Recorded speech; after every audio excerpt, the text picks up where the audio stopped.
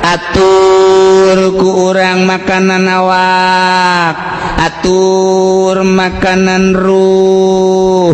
Setelah ku urang diurusan eta rungke bakal terbengkalai awak mah. Lamun urang loba ngurusan awak deui roh terbengkalai. Lamun urang urusan roh bae terus spesifik rona awak terbengkalai. Seimbangkeun roh urus awak urus. Syariat garana. Ketika masuk ka thariqah naik ke belah ditu tek ka hakikat awak geus teu diurusan. Geus teu diurusan awak. Geus sajadina, hees ge hees sajadina bae sebab teu diurusan. Keur ngaji ge hees bae masalah. Teu diurusan.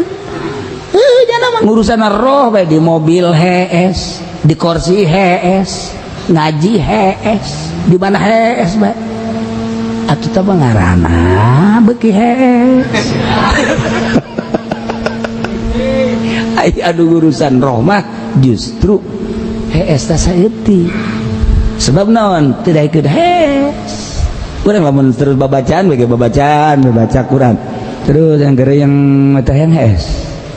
Lamun terus doh kuna buku hayang hees eta encan babacaan rohna kakarak sungut.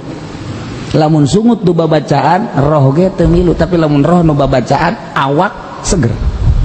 Urang zikir kakarak disungut doang. La ilaha illallah, la ilaha illallah, la ilaha illallah. Heuai.